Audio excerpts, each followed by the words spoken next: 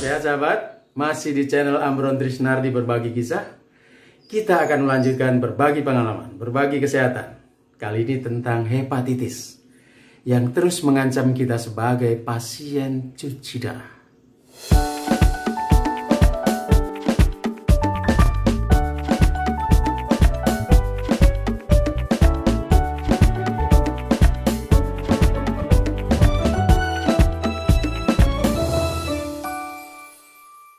Sahabat, saat awal divonis gagal ginjal, salah satu yang saya takuti adalah hepatitis. Takut terinfeksi virus hepatitis. Itu sebabnya ketika awal cuci darah, saya langsung minta vaksinasi. Vaksin hepatitis B, ya.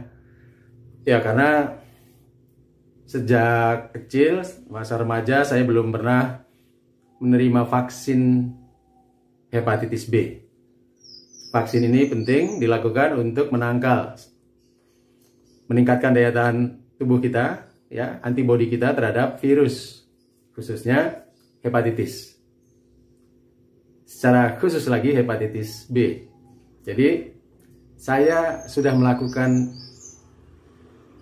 vaksinasi virus hepatitis B sejak awal cuci darah. Nah, dari situ merasa aman, ya. Kita tahu banyak pasien cuci darah yang terinfeksi virus hepatitis B sehingga harus menjalani cuci darah secara isolasi, ya. Tetapi tidak semua unit HD punya ruang isolasi untuk unit hepatitis B. Itu sebabnya kita harus betul-betul menjaga, ya, jangan sampai terinfeksi, tertular virus hepatitis B, karena tempat HD-nya juga nggak banyak, ya. Kita harus susah payah mencari unit HD yang punya isolasi HD untuk hepatitis. Hepatitis B ini mudah sekali menular, ya. Bisa menular lewat keringat, lewat air liur, lewat darah, hubungan badan suami istri, lewat jarum suntik. Intinya lebih mudah menular, jadi harus waspada, ya. Itu sebabnya juga HD-nya harus diisolasi. Di unit-unit HD yang cukup baik, ya, yang SOP-nya cukup baik, biasanya setiap 6 bulan atau maksimal 1 tahun dilakukan screening, tes lab, ya, HCV, HBsAg, dan HIV, yaitu hepatitis C, hepatitis B, dan HIV. Ini untuk memastikan pasien-pasien HD di situ terbebas dari virus atau terinfeksi. Jadi dapat diklasifikasikan.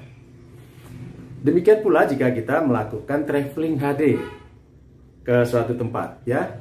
Misalnya kita keluar kota dan menjalani HD di luar kota. Biasanya salah satu syaratnya adalah hasil lab 3 tadi.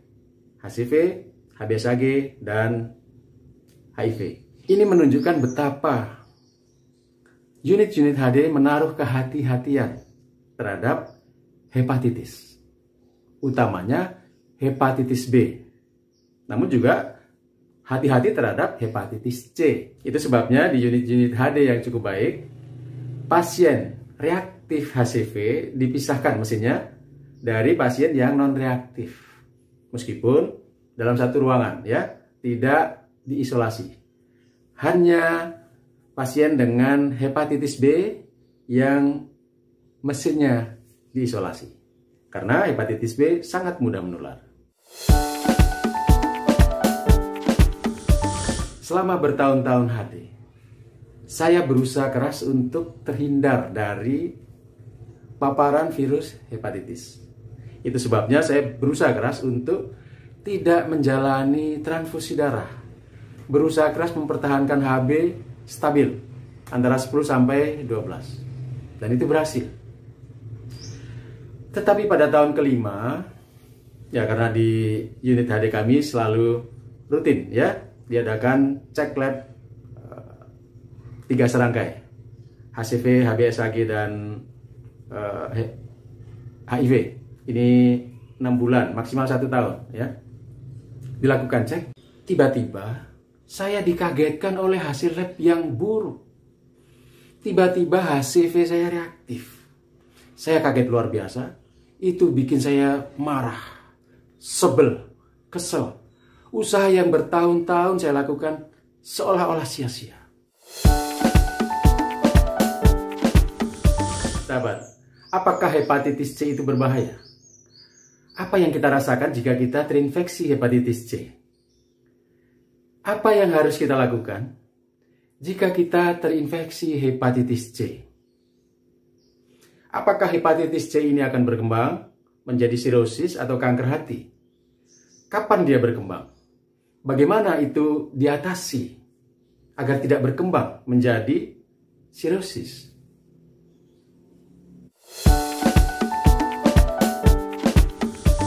Sahabat, cek lab HCV itu untuk melihat apakah antibodi kita bereaksi, apakah ada virus ya yang melintas di dalam tubuh kita, darah kita. Jika hasil lab itu HCV reaktif, itu menandakan bahwa antibodi kita bekerja. Artinya ada virus yang terpapar di dalam tubuh kita. Umumnya kita tidak merasakan gejala apapun, ya. Saya ketika terinfeksi sampai hari ini, bahkan setelah lebih 3-4 tahun, tidak merasakan apa-apa. Tidak merasakan paparan virus HCV di dalam tubuh saya. Nggak ada gejala-gejala apapun. Nyaman. Dan itu juga dialami oleh teman-teman yang sudah bertahun-tahun mengalami paparan ya HCV reaktif. HCV reaktif itu cek lab permulaan untuk mengetahui seberapa virus itu ya berada di dalam tubuh kita, di hati ya, di liver. Itu perlu cek lanjutan ya, namanya HCV RNA untuk mengetahui genetika virus.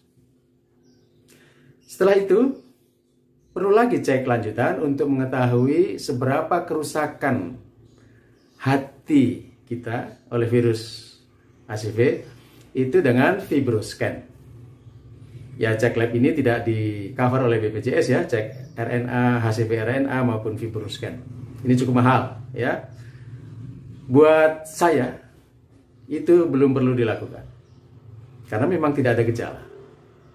Dan hanya sedikit orang yang melakukan cek lab lanjutan ya. Khususnya kawan-kawan kita yang akan melakukan transplantasi ginjal. Ini wajib HCV reaktifnya harus bersih ya, harus tidak reaktif, harus tidak ada virus hepatitis di dalam hatinya, tubuhnya.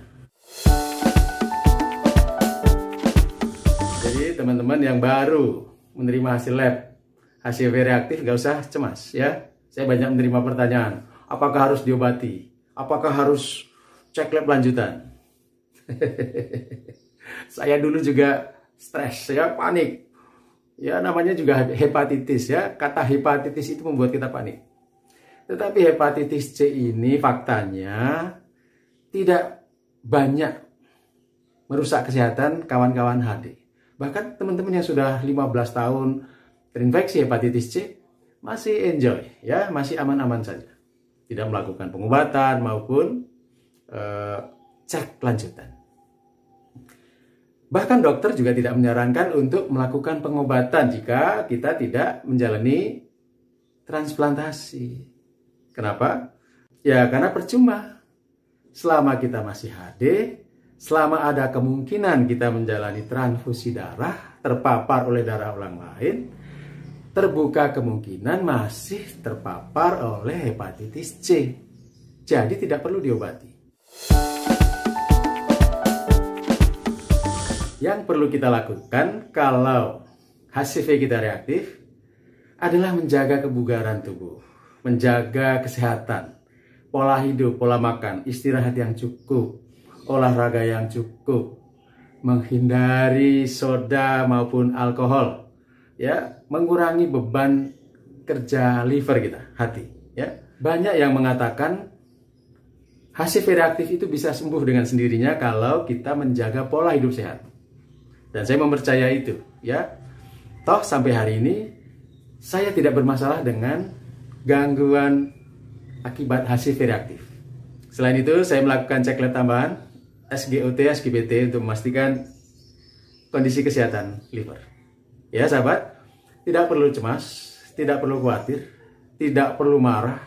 Ya. Yang harus dilakukan hanyalah menjaga pola hidup sehat. Apakah hepatitis C ini dapat menular kepada anggota keluarga? Itu bisa, ya. Bisa, tetapi tidak mudah. Seperti kita tahu, HCV itu hanya dapat tertular dari darah ke darah, blood to blood. Yang paling mudah yaitu melalui transfusi atau luka terbuka, sama-sama luka terbuka lalu tertempel. Ini kan jarang, ya, jadi tidak mudah. Tetapi kita perlu antisipasi. Caranya ya memisahkan tempat sikat gigi, karena sikat gigi kita sering berdarah ya saat gosok gigi. Tempatnya dipisahkan. Hanya itu. Handuk, lalu sendok, alat makan itu tidak perlu dipisahkan. Santai saja, ya. Itu tidak menularkan hepatitis C yang kita alami kepada anggota keluarga. Jadi nggak perlu terlalu stres, ya, terlalu memproteksi diri. Santai saja, tetap jaga kesehatan, ya. Sebab menjaga kesehatan itu wujud rasa syukur kita kepada Tuhan.